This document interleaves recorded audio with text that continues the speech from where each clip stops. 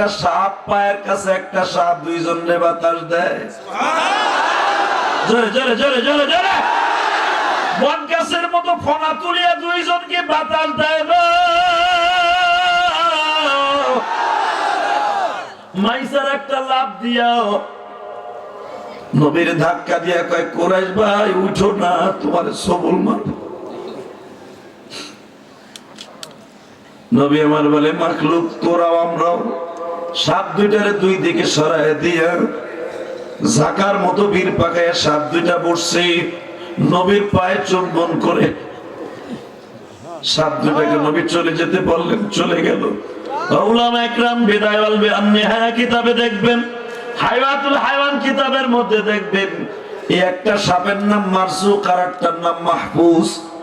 এই সাপ দুইটার নাম যদি কোনো সন্তান বিছানায় প্রস্রাব করে, আছে না, অনেক ওলামা বিছানায় প্রস্রাব করে না, এই সাপ দুটার নাম লিখে বালিশের নিচে রেখে দিবেন।